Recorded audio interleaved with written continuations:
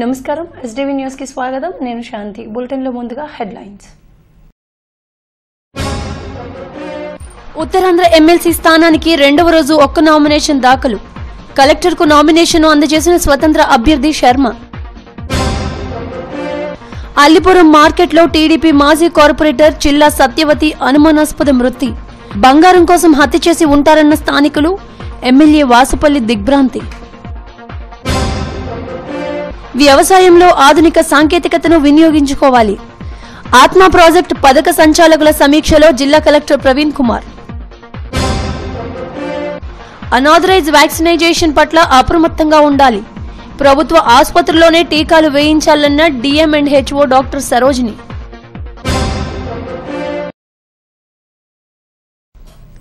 ఉత్తరాంధ్ర పట్టభద్రుల నియోజకవర్గానికి నామినేషన్ల ఘట్టం ప్రారంభమైంది తొలి రోజు బోని కాలేదు రెండవ రోజు స్వతంత్ర అభ్యర్థిగా ఏజే శర్మ నామినేషన్ దాఖలు చేశారు జిల్లా ఎన్నికల అధికారి కలెక్టర్ ప్రవీణ్ కుమార్ కు నామినేషన్ పత్రాలు అందజేశారు నామినేషన్ తో పాటు ఆస్తుల వివరాలు తెలిపే ఫారం 26 అదనపు అఫిడవిట్ తర్వాత ధృవీకరణ పత్రాలను అందజేశారు అంతకుముందు ఎల్ఐసి సెంటర్ నుంచి కలెక్టరేట్ వరకు ర్యాలీ నిర్వహించారు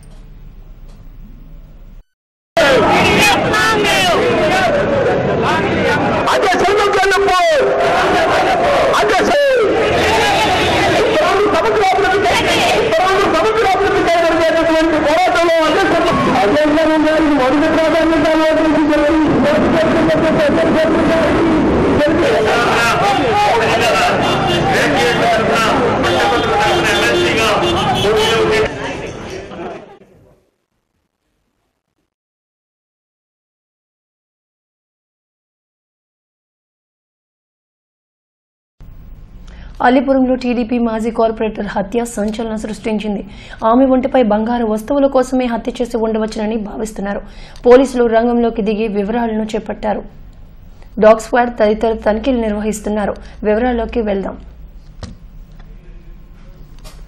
అల్లిపురం మార్కెట్ కు చెందిన టీడీపీ మాజీ కార్పొరేటర్ చిల్లా సత్యవతి 77 సంవత్సరాలు ప్రస్తుతం ఆమె ఒంటరిగా నివాసం ఉంటున్నారు టీడీపీ కార్పొరేటర్ గా ఆమెకు మంచి పేరుంది అయితే పలాస నుంచి ఒక మహిళ వచ్చి ఆమెకు సపర్యలు చేసి తిరిగి వెళ్లిపోతూ ఉంటుంది రాత్రి కూడా ఆమె వచ్చి తెల్లవారుజామున వెళ్లిపోయింది ఉదయం 11 గంటలకు ఆమె మనవరాలు మేడపైకి వెళ్లి చూసేసరికి ఆమె చనిపోయి ఉంది మెడపై ఘాట్లు ఉన్నాయి మెడలో ఉన్న బంగారు గొలుసును కూడా లేకపోవడంతో పలాస నుంచి వచ్చిన మహిళే పనే అయి ఉంటుందని స్థానికులు అనుమానం వ్యక్తం చేస్తున్నారు మాజీ కార్పొరేటర్ మృతి పట్ల స్థానిక ఎమ్మెల్యే వాసుపల్లి గణేష్ కుమార్ దిగ్భ్రాంతి వ్యక్తం చేశారు ఎన్టీఆర్ దగ్గర నుంచి చంద్రబాబు వరకు ఆమె సుపరిచితురాలేనని తెలిపారు ఆమె కుటుంబ సభ్యులకు ప్రగాఢ సానుభూతి తెలిపారు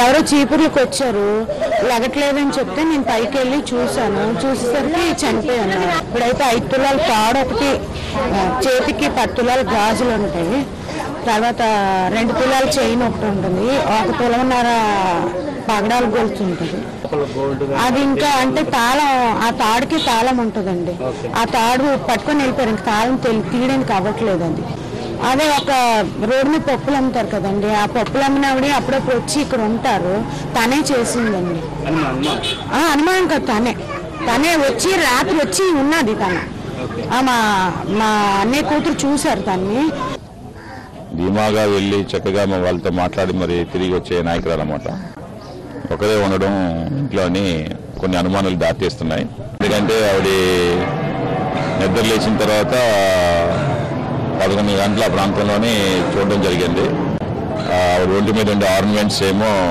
అవి కనిపించకపోవడం కూడా ఒక సస్పెక్షన్కి దారితీస్తుంది ఏదైనా సరే పోలీసు వారు చాకచక్యంగా అంటే అందరూ కూడా వచ్చారు ఏడీసీపీ క్రైమ్ అందరూ కూడా కానీ తెలుగుదేశం మొత్తం ఒక సీనియర్ లీడర్ కోల్పోవడం చాలా బాధగా ఉంది అందరికీ సలహాలు ఇచ్చే నాయకురాలు ఒక ధైర్యం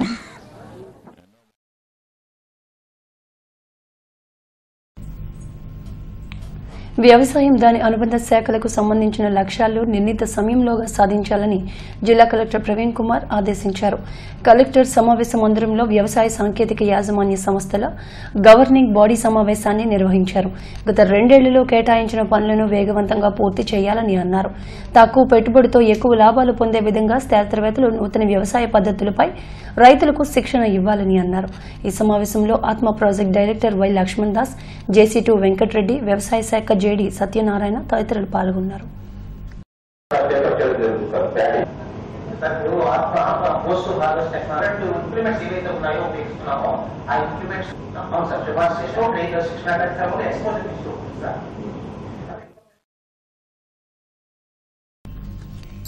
ఇంటింటికి తిరుగుతూ పిల్లలకు వ్యాక్సినేషన్స్ వేసేవారి పట్ల అప్రమత్తంగా ఉండాలని జిల్లా వైద్య ఆరోగ్య శాఖ అధికారిని డాక్టర్ సరోజిని కోరారు.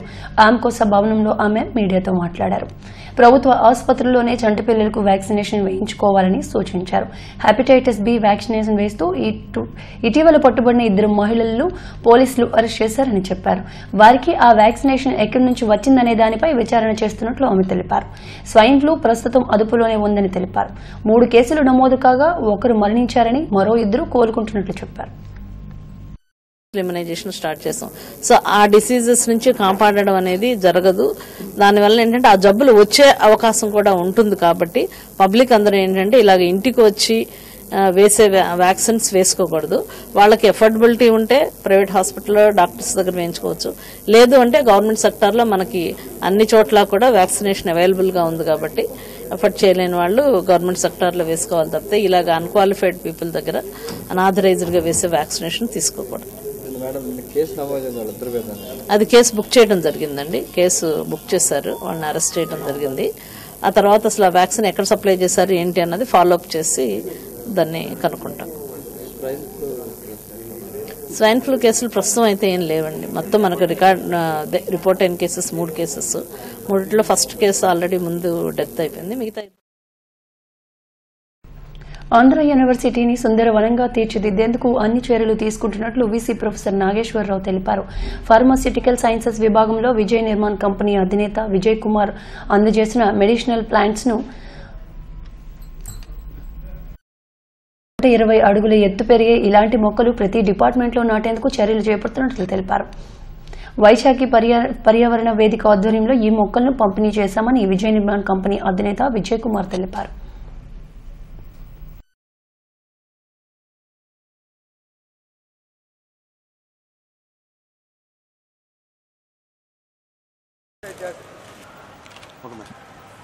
పర్యావరణ వేదిక వాళ్ళు అనేక మొక్కలు నాటే కార్యక్రమాలు ఏర్పాటు చేశారు. ఆ సందర్భంగా ఈ రోజున అంటే మెడిసినల్ ప్లాంట్స్ అలానే వెరీ వాల్యుబుల్ ప్లాంట్స్ని ఈరోజు నాటుతున్నారు ఫార్మసీ డిపార్ట్మెంట్లో. ఇవి మంచి చెట్లు వచ్చిన తర్వాత వీటికి కావాల్సిన మెన్యూర్ కూడా వీళ్ళే సప్లై చేస్తున్నారు. ఒక మంచి గార్డెన్ ఏర్పాటు చేయాలనేది దీనిలో ఒక వెదురు రకం వేస్తున్నారు. అది సుమారుగా 120 ఫీట్ హైట్ పెరుగుతుంది. అటువంటి రేర్ ప్లాంట్స్ని ఈరోజు మన ఆంధ్ర యూనివర్సిటీ ఫార్మస్యూటికల్ సైన్సెస్ డిపార్ట్మెంట్లో వేస్తున్నారు. ఇదే పని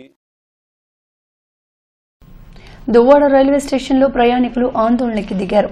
ఉదయం జన్మభూమి ఎక్స్ప్రెస్ లో వెళ్లాల్సిన ప్రయాణికులు బోగీలు తారుమారుపై ఆందోళన చెందారు. ఏసీ కంపార్ట్మెంట్లో సికింద్రాబాద్ వెళ్లేందుకు ఉక్కు నగరానికి చెందిన ఉద్యోగులు కుటుంబ సభ్యులతో దువ్వాడ రైల్వే స్టేషన్కు వచ్చారు. స్టేషన్లో డిస్ప్లే ఆధారంగా ఉండాల్సిన ఏసీ బోగీలు రైలు వెనుక భాగంలో ఉండడంతో సకాలంలో రైలు ఎక్కలేక ఇబ్బంది పడ్డారు. బోగీలు ఎక్కలేక కొంతమంది స్టేషన్లో ఉండిపోయారు. దీనిపై స్టేషన్ సూపరింటెండెంట్ కు ఫిర్యాదు చేసినా ఎటువంటి స్పందన లేదని ఆగ్రహం వ్యక్తం చేశారు. ఇటువంటి తప్పిదాలు పునరావృతం కాకుండా చూడాలని కోరారు. అలాంటిది బ్యాక్ వచ్చిందండి బోగీలు ఎక్కలేక సఫర్ అయిపోయి కింద పడిపోయి జనాలు స్టేషన్ మాస్టర్ అడిగితే మాకు సంబంధం లేదు, మా ఫోన్ నెంబర్లు ఏమి లేవు, మాకు సంబంధం లేదని చెప్తున్నారు. వాళ్ళు డిఆర్ఎం నెంబర్ అడిగితే మా దగ్గర లేదని చెప్తున్నారు. స్టేషన్ మాస్టర్ పిల్లమంటే మా ఇక్కడ లేడు, మాకు తెలియదు, మాకు సంబంధం లేదు అని చెప్పి మాట్లాడుతున్నారండి. ఒక్కరికి రెస్పాన్సిబిలిటీ అండి. ఇక్కడ అయినా సరే రైల్వే సర్వీస్ ఈ విధంగా ఏడ్చిందండి. ఇక్కడ జమ్మూ ట్రైన్ ఎక్కడానికి వచ్చామండి. ఇందులో డిస్ప్లే ప్రకారం ఇక్కడ ట్రైన్ ఆగలేదండి. ఇక్కడ ప్రయాణికులందరూ చాలా సఫర్ అయ్యారు. స్టేషన్ మాస్టర్ సంప్రదిస్తాం. స్టేషన్ మాస్టర్ మేము ఇప్పుడు మా సంబంధం లేదని ఇప్పుడు రెస్పాండ్ అవ్వట్లేదండి. దుబారా రైల్వే స్టేషన్ సదుపాయాలన్నీ ఇలా ఉన్నాయండి. ప్లాట్ఫామ్ ఇచ్చిన నెంబర్ ప్రకారం ప్లాట్ఫామ్ మీద రావట్లేదు. PSLV-C 37 రాకెట్ ప్రయోగాలు విజయవంతం కావాలని కోరుతూ వైఎస్ఆర్సీపీ ఆధ్వర్యంలో జయహో భారత్ కార్యక్రమాన్ని నిర్వహించారు. దక్షిణ నియోజకవర్గం వైకాపా ఇన్ఛార్జ్ కోలా గురువులు జాన్ వెస్లీలు బెలూన్లు గాలిలోకి వదిలి ఈ ప్రయోగం విజయవంతం కావాలని ఆకాంక్షించారు. ఇస్రో శాస్త్రవేత్తలు polar satellite launching vehicle C-37 ప్రయోగం ద్వారా భారతదేశ ఖ్యాతిని ప్రపంచ దేశాలకు చాటి చెబుతున్నారని తెలిపారు. యావత్ భారతదేశం దీన్ని విజయవంతం చేయాలని కోరారు.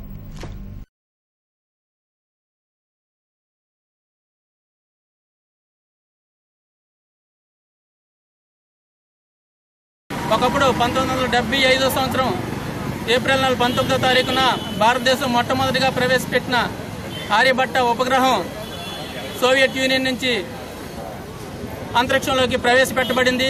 అలాంటి పరిస్థితి నుండి 40 సంవత్సరాల్లో మనమే ఇతర దేశాల ఉపగ్రహాలని రోదసీలోకి మనం దిగ్విజయంగా ఇక్కడి నుంచి వదులుతున్నామంటే మన పురోభివృద్ధి ఎంతగా ఎల్లలు దాటిందో మనం అర్థం చేసుకోవచ్చు.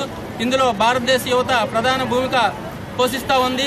ప్రపంచ దేశాల్లో ఈరోజు భారత యువత జయకేతనం ఎగరవేస్తుంది. ప్రపంచ దేశాలన్నీ కూడా భారత యువత వైపు మొగ్గు చూస్తున్నాయి.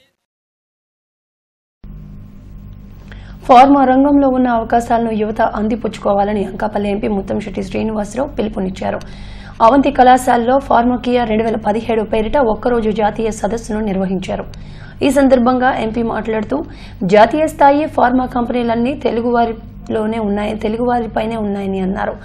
వారిని స్ఫూర్తిగా తీసుకుని విద్యార్థులు ముందుకు సాగాలని అన్నారు. ఈ సదస్సు సందర్భంగా వివిధ ప్రాంతాల నుండి ఫార్మా రంగ నిపుణులు విద్యార్థులు ఫార్మా రంగంలో ఉన్న అవకాశాలు వివరించారు.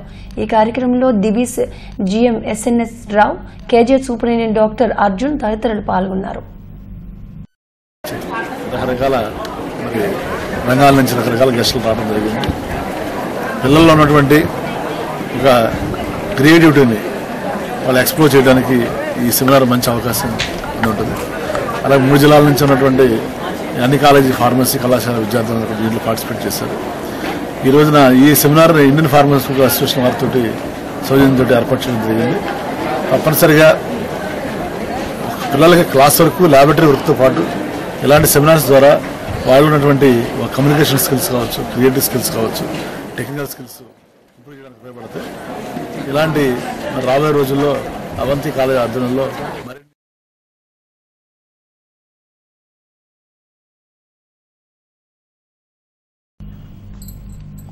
దళితుల హక్కుల సాధన కోసం కృషి చేస్తానని జాతీయ SC commissioner chairman PM Kanakamma అన్నారు.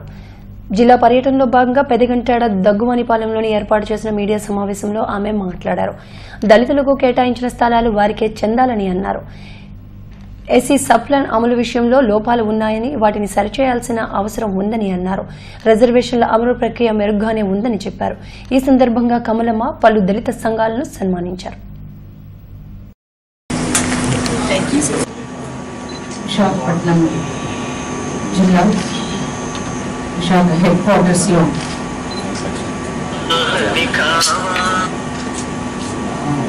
ఏర్పాటు చేయబడిన ప్రెస్ మీట్ లో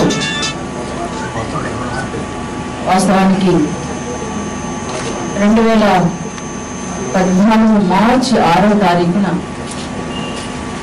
ప్రెసిడెంట్ ఆఫ్ ఇండియాతో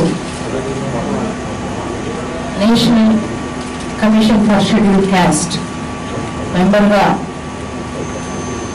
వారెంట్ రిసీవ్ చేసుకున్న తర్వాత ఆ రోజు నుంచి Telugu book of records school kids records లో స్థానం సంపాదించిన 5 ఏళ్ల దుర్గా సాయి దుహితను పలు సేవా సంఘాలు సత్కరించి అభినందించాయి. 49వ వార్డు మల్కాపురం ప్రాంతానికి చెందిన ములంపాక మహేష్ సోని దంపతుల కుమార్తె దుహిత స్థానిక స్కూల్లో యూకేజీ చదువుతోంది. రామాయణం మహాభారతంలో 100 ప్రశ్నలకు 3 నిమిషాల్లో సమాధానం చెప్పి ఆకట్టుకుంది. దీంతో రికార్డులు కైవసం చేసుకున్న చిన్నారిని వార్డు టీడీపీ అధ్యక్షుడు మజ్జి సోమేష్ అభినందించారు.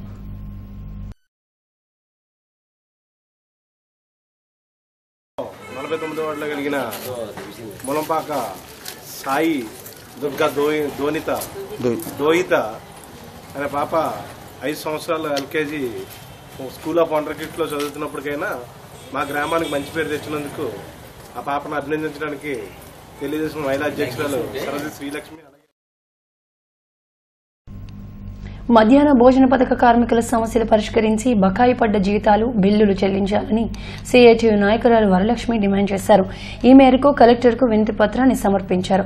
గత 5 నెలలుగా మాడుగుల, చిరికాడ, చౌడవరం, రావికంతం మండలాలకు జీతాలు గాని బిల్లులు గాని ఇవ్వలేదన్న ఆందోళనని ఆమె వ్యక్తం చేశారు. తక్షణం విడుదల చేయాలని డిమాండ్ చేశారు. పేరుతోని చంద్రబాబు నాయుడు గారు మహిళా అసెంబ్లీల పేరుతో ఈరోజు చేస్తా ఉన్నారు, ప్రోగ్రామ్ చేస్తా ఉన్నారు. అందులో మేము ఒకటే అడుగుతున్నాం, మహిళలు మేము కాదా, సాధికారత మాకు వర్తించదా? ఈరోజు 1000 రూపాయల వేతనం ఇచ్చి మాతో ఊడుగుం చేయించుకుని పని చేస్తా ఉన్నారు. మేము దీన్ని వ్యతిరేకిస్తున్నాం. కనీస వేతనాలు అమలు చేయకపోగా ఈరోజు మధ్యాహ్న భోజన కార్మికుల్లో ఎక్కువ శాతం మంది మహిళలు, ఒంటరి, పేద, భర్తలు లేని వాళ్ళు దీని కింద ఉపాధి పొందుతూ ఉన్నాం. కనీసం ఇంతమందికి కూడా కనీస వేతనం అమలు చేయలేని పరిస్థితి ఈరోజు చంద్రబాబు నాయుడు గారు ఉన్నారు.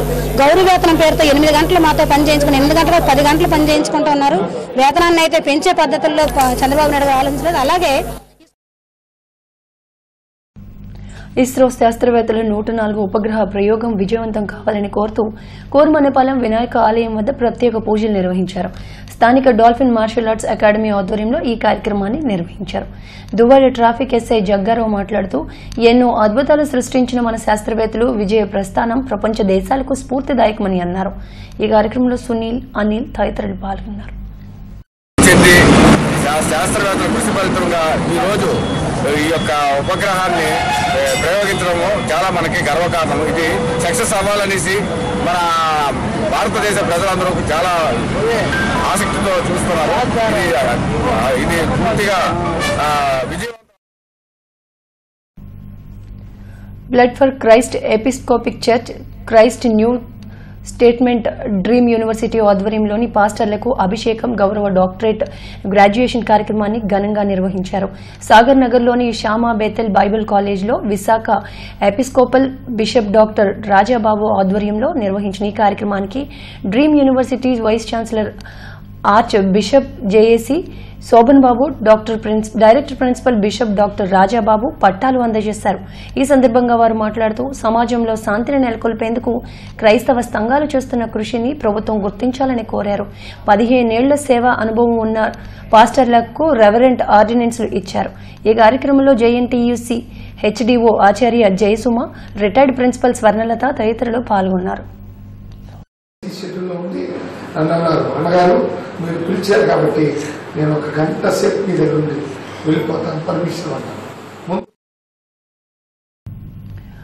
రాష్ట్ర ప్రభుత్వం నిర్వహించిన జాతీయ మహిళా పార్లమెంట్ సదస్సు వల్ల మహిళలకు ఒరిగిందేమీ లేదని పీఓడబ్ల్యూ పెందుర్తి డివిజన్ కార్యదర్శి ఇందిర విమర్శించారు. ఏప్రిల్లో జరగనున్న ప్రగతిశీల మహిళా సంఘ రాష్ట్ర 6వ మహాసభల గోడ పత్రికను స్థానిక ఎంపీపీ కార్యాలయం ఆవరణలో ఆవిష్కరించారు. మహిళా సమస్యలపై సభల్లో చర్చించి భవిష్యత్ తీర్మానాలను రూపొందిస్తామని తెలిపారు. రాష్ట్ర మహాసభలను విజయవంతం చేయాలని ఆమె విజ్ఞప్తి చేశారు. మహిళా సంఘంగా 6వ రాష్ట్ర మహాసభలు జరుపుకుంటున్నాం. దాన్ని జయప్రదం చేయాలని ప్రగతిశీల మహిళా సంఘ వ్యక్తులుగా మేము తెలియజేస్తున్నాం. దానికి ప్రభుత్వం, ఈ ప్రజలు, ఈ అందరూ సహకరించాలని మేము చేయబోయే ప్రగతిశీల మహిళా సంఘ రాష్ట్ర మహాసభలు జయప్రదం చేస్తారని. పెదవాల్తేరులోని శ్రీ కరగచెట్టు పోలమ్మ అమ్మవారి దేవస్థానంలో మార్చి 5వ తేదీన సామూహిక సత్యనారాయణ వ్రతాలు నిర్వహించనున్నట్లు హిందూ ధర్మ పరిరక్షణ ట్రస్ట్ జిల్లా అధ్యక్షుడు ప్రసాద్ వెల్లడించారు. ఆలయ ప్రాంగణంలో ఆయన మీడియాతో మాట్లాడారు. హైందవ సంస్కృతిని పెంపొందించేలా పలు సేవా కార్యక్రమాలు నిర్వహిస్తున్నట్లు ఆయన తెలిపారు. ఇందులో భాగంగా మార్చి 5వ తేదీన సామూహిక సత్యనారాయణ వ్రతాలు నిర్వహిస్తున్నామని అన్నారు. వ్రతం చేయించుకునే దంపతులు సంప్రదాయ వస్త్రధారణలో రావాలని, దాంతోపాటు పూజా సామాగ్రి తీసుకురావాలని అన్నారు. ఈ కార్యక్రమంలో దేవస్థానం అధికారులు పాల్గొన్నారు.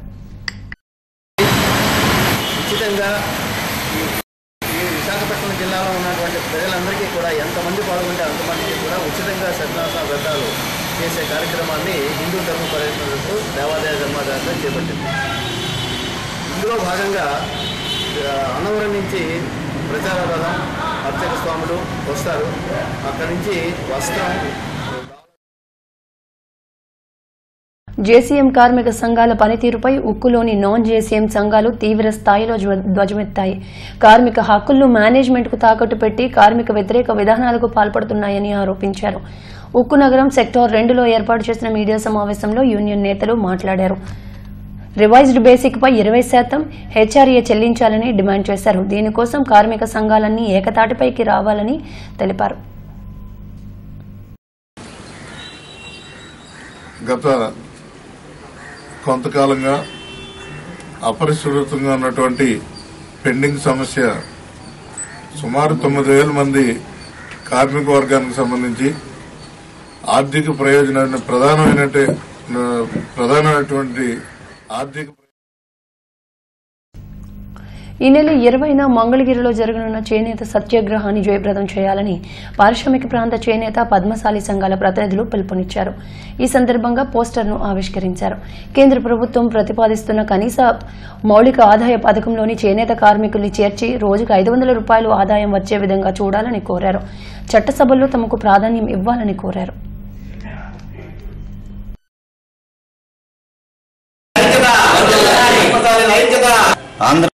ఆంధ్రప్రదేశ్ రాష్ట్ర పద్మశాలి సాధికారిత సంఘం అధ్యక్షులు గౌరవనీయులు పెద్దలు కేఏఎన్ మూర్తి గారి సారథ్యం వహిస్తున్న ఈ యొక్క కార్యక్రమానికి ఈ యొక్క గాజువాక నియోజకవర్గ తరపు నుంచి కూడా చేనేత కులస్తులందరూ కూడా ఏదైతే సాధికారిత కోసం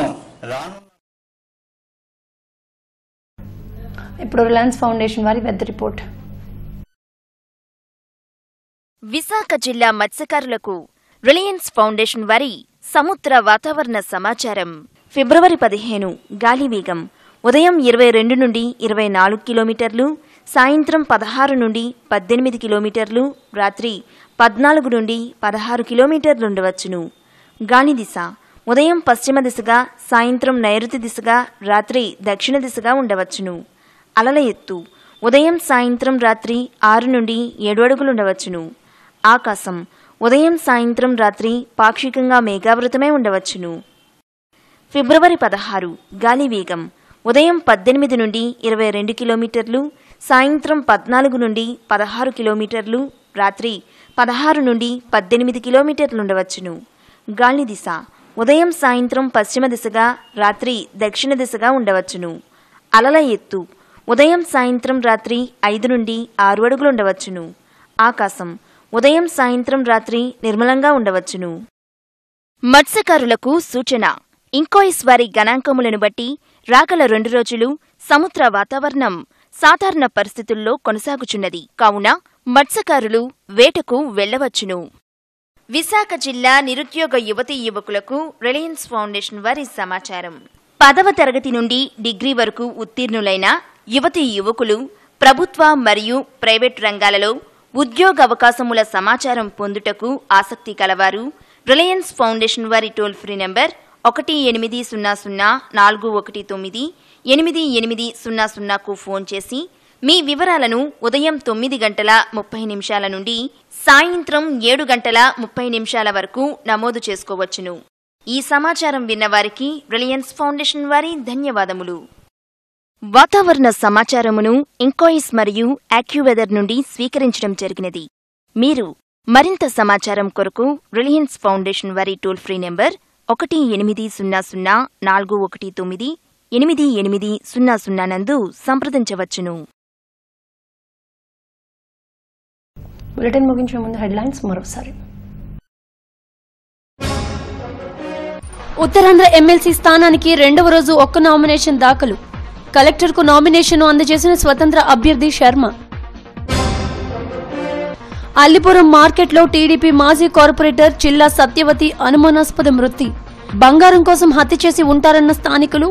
ఎమ్మెల్యే వాసుపల్లి దిగ్భ్రాంతి. వ్యవసాయంలో ఆధునిక సాంకేతికతను వినియోగించుకోవాలి. ఆత్మ ప్రాజెక్టు పథక సంచాలకుల సమీక్షలో జిల్లా collector Praveen Kumar. Unauthorised vaccinisation పట్ల అప్రమత్తంగా ఉండాలి. ప్రభుత్వ ఆసుపత్రుల్లోనే టీకాలు వేయించాలన్న డిఎంఎండ్హెచ్ఓ డాక్టర్ సరోజిని.